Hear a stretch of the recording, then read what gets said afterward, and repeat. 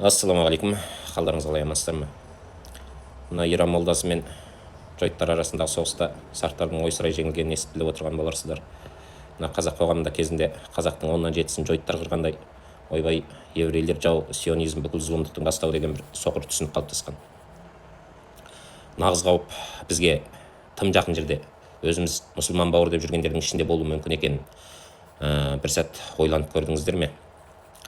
Сіздермен бірге мен Марғұлан Нұрданғазыұлы бүгін осы жайлы сөйлемекпін. Тақырып Иран мен жойыттың парқы. Екеуі бір-біріне мынанша зымыран атып, мынау анаған ойсырай соққы жасап, анау мынаны жеңіпті деген тақырып емес. Қазаққа, бізге қайсының қауіпті, әрі ескіден қайсының қазаққа жасаған залалы мен зұлымдығы бар екенін айтпақшымын. Әуелі Иранның ислам әлеміне қандай қауіп төндіретінін жайлы айтайын. Иран сіздер ойлағандай ислам мемлекеті емес. Бұл парсы шовинизмінің, шиит экспансиясының және жасырын империялық амбицияның тірі символы. Олар ислам әлемінің басын біріктіреміз деген желеумен басқа ислам елдерін басып алуға, бөлшектеуге ұмтылады. Кезінде Сирияда кім Башар Асадты қолдап, сириялық сүнниттерді қырды деп ойлайсыздар? Сосын Йеменге кім іріткі жасады? Ирақ пен Ливанды кімнің прокси армиялары басып алған? Әрине жауабы бір, Иран мен оның жақтастары еді. Иран сарттық идеология және орталық Азияға зияны жайлы айтайын енді сол Иран. Қазақ үшін сарт құр этникалық атау емес, өздеріңіз де білесіздер, бұл саудагерлік, екіжүзділік және құлдық сана, парсы ықпалына жығылған психология. Біздің халық арасында сол саудагер деп қана танылған ғой сарт атауы.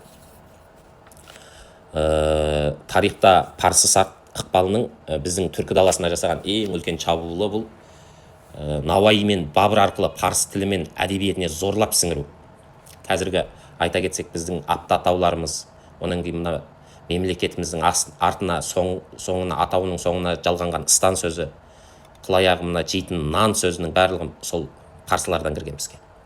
Ол бір ойбай, мыналар бір жақсы халық екен деп біз барып олардың сөзін алғанымыз жоқ. Әрине зорлықпен, жаугершілікпен кірген сөздер.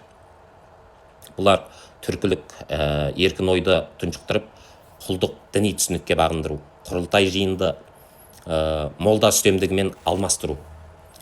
Самарқан мен Бұқарада білім ордалары бар болғанымен, олардың ілімі түркілікті жойып, парсы құлдық жүйесін бекітті. Жаңағы бастаған әңгімемнің соңы ғой. Бұлардың ана біздің түркілік еркін ойды тұншықтырып деп бастадым ғой. Сосын арасында тақырыптан сәл ауытқып, бізге олардың сөздерінен енген кірме сөздерді айттым.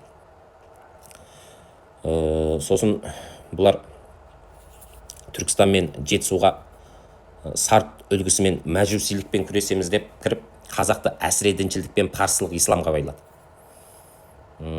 Ал енді қазіргі Иранның мақсатын айтайын.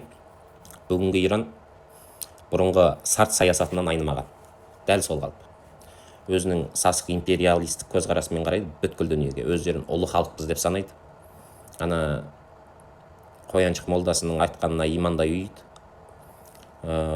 Сосын бүгінде олар мен отырған қазіргі Түркияға діни жолмен ықпал етуге тырысып сөйтіп жатыр. Соның кейін мына Пәкістанды іштен іртіп отыр бұларды. Түрлі ағымдарға бөліп. Бұлар әлі де сол бұрынғыдай орталық Азияға қайта кіруге, біз қазақ, сосын мына қырғыз өзбектердің миын улауға тырысуда. Олар үшін біз сияқты мұсылман бауыр деген сөз тек жамылғы біз сияқты бір кәдімгідей дін бауыр деп ойламайды. Әлгі қой терісін жамылған қасқыр сияқты ғой. Бұлар тек өздерінің үстемдігін ойлайды, яғни парсы үстемдігін. Неге жойытты жақтап парсыны даттап отыр дейтін боларсыздар. Енді солардың парқын түсіндіре кетейін. Жойыт арамза әрі құйтырқы екені рас. Оны ешкімнен жасырмайды, бүтін әлемге аян да ол. Оны бір еврей жақтап отқаным жоқ, бірақ та Иран сарттары ішкі жау. Олар бауырым деп тұрып артыңнан пышақ сұғады. Сол үшін олар жойыттан гөрі 100 есе қауіпті деп ойлаймын. Қорыта келе, ата бабамыз найзаның ұшымен қорғаған түркі даласын идеологиялық сақтанудан сақтайық. Бізге қауіпті айдаладағы ақш, Еуропа жойыт емес, Каспиймен шекараласатын Иран, сосын мына іргеміздегі орыс Қытай үштігі. Ояныңыздар, ойланыңыздар, саусақтарыңыз 10 тонна болса да видеоға лайк басып, бөлісіп таратыңыздар. Менікі де сол қазақтың көз ашылсын деген ниет. Жалған бауырдың пышағы жаудың оғынан қауіпті екенін ұмытпаңыздар. Сау саламатта болыңыздар, парақшама жазылыңыздар.